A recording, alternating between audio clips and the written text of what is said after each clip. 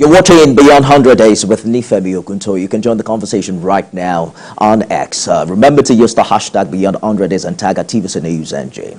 After a 17-day harrowing experience, 137 kidnapped pupils in Kuriga Chikum local government area of Kaduna State have now regained freedom. The General Officer 1 Division Nigerian Army Major General Mayariso Soraso says both kinetic and non-kinetic approaches were adopted in the rescue mission of the school children. General Soraso stated this while handing the school children to the Kaduna State Governor, Senator Uba Sani. Unfortunately, the staff member, Mr. Abubakar, is not here with us because he was reported to have died while in captivity. May his gentle soul rest in peace. Consequently, there are here present this afternoon and also at 1 Division Medical Services and Hospital, a total of 137 students of the government secondary and local education authority primary schools, Kuriga.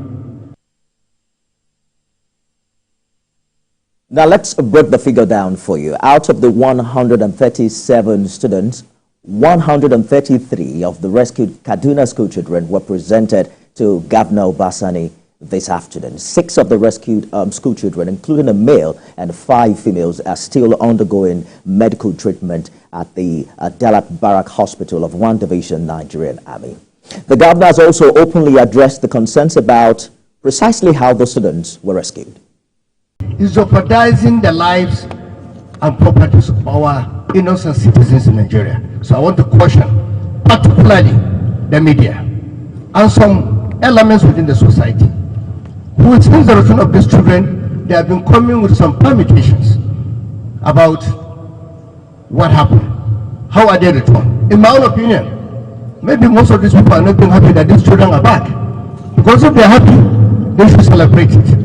That is the most important thing. Just like the families of these children are already celebrating their returns.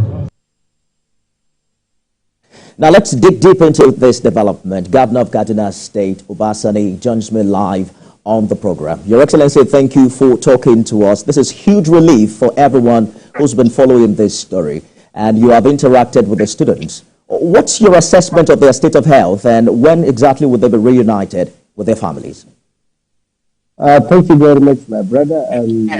First and foremost, we give thanks to Almighty Allah for the safe return of our children. We received them, all of them. I was with them yesterday, but when I went to the military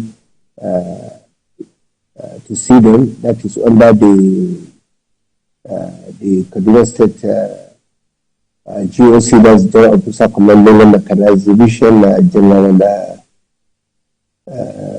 also sat down with me, discussed with him. I saw the family of them before I visited the children, and of course, out of the 137, 6 of them were hospitalized in the military hospital, and today we received 131 this afternoon. The 6 that were hospitalized are still there. We're looking at them, and we're providing them with adequate medical attention, and of course I'm happy they're doing very well. The 131 we received today are also extremely happy. Their parents are happy, they're in high spirit. So for me, that is the most important thing, and I want to give credit to everyone that participated, supported this operation. Like I said, credit must go to President Bola Ahmed Tinubu. Right. He has shown leadership in the whole process. Quickly, let's talk about the number. You mentioned that the initial figure of 287 was incorrect, same as the 87 reported 48 hours later. What is responsible for this discrepancy, and how are you tackling it? I think there's no any problem. I must tell you the truth.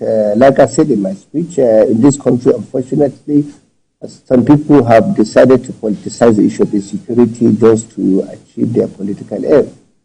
And of course, there's nothing wrong in being in the opposition. There's nothing wrong in going against the government once in a while. If government is not doing anything in the area of healthcare, education, infrastructure, you should come out and oppose the government. Some of us, if you look at my incident, I was in the civil rights movement. We fought successive military governments in Nigeria fighting for democracy. But of course, for me, it's normal to be in opposition and you can oppose the government. But to be irresponsible to the extent of people going outside and manufacturing numbers, I must tell you the truth. Most of the people that went to the media with 287, most of them did it deliberately. They had no contact with the community. They had no contact with the families. They had no contact with the government. So they sat down in their own bedrooms or in their offices and manufactured numbers. So that was the reason why some of us did not gain issues. I, in particular, I didn't gain issues with them because, as we are speaking, I have the entire register of Kuriga primary school as well as the secondary school. We have SUBE. That's the agency responsible for primary school and junior secondary school in Kaduna. Every student in Kaduna State, we have his register, we have the numbers, we have everything. So when the people went to the press with manufactured numbers, I was not worried. I was not worried. What was my focus? My focus was to continue to talk to the president, Bola Tinubu, the national security advisors, service chiefs, all the security agencies to ensure the safe return of our children. Today I'm happy. Mr. Governor,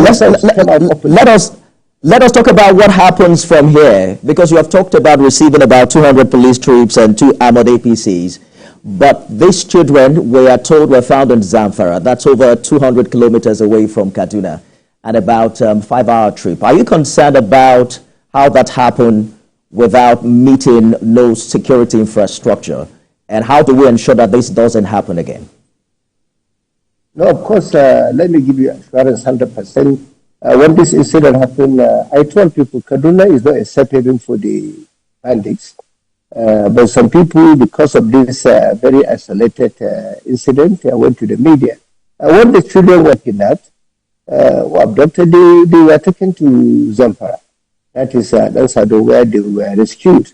Simply because in Kaduna, I can tell you without any contradiction that we have been working closely with the 4 security agencies here in Kaduna State. Kaduna State is very safe, I must tell you the truth.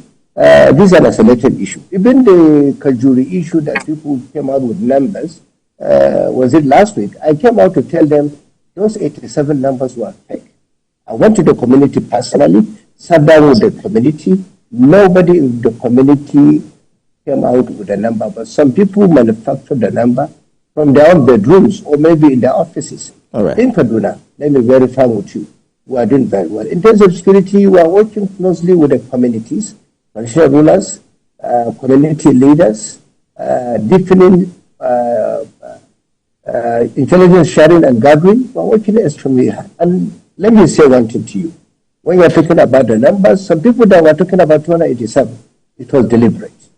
They knew they had no contact with anyone. All right. They said that and manufactured the numbers. All right. So let me clarify that clearly. But I'm also cautioning some people, because look, you can oppose the government, but please don't jeopardize the lives of this. I hear you clearly, Mr. Governor. And you have established that time and time over again that that figure was inaccurate. You have 131 of them with you right now. Talk to us about their mental health and what government is doing to better rehabilitate them. This afternoon I made it clear. Even when I saw the 6 of them, they were in the hospital, in the military hospital. They are under our care as we are speaking. We all the 131, as well as those in the hospital, they will go through a thorough psychosocial therapy and counseling. Of course, you know their children. They went through a lot of trauma. I am talking with the parents, and I'm telling the parents to be calm. They will be with the children, but it's the responsibility of the government to look after the welfare of these children. Like I told them yesterday, all of them are my children. That is the most important thing. I will treat them like I'm treating my own biological children. That is a fact of the matter. Because We know the responsibility of every government is to protect the lives and properties and dignity of every citizen. And in Kaduna, for us, it's important. And healthcare, like you know, is not a privilege in Kaduna, it's a right. So for that reason, I would try my best to make sure that they go through a lot of therapy. For instance, as we're speaking now, they are with doctors, they are with psychologists, they are counseling them, they are with us.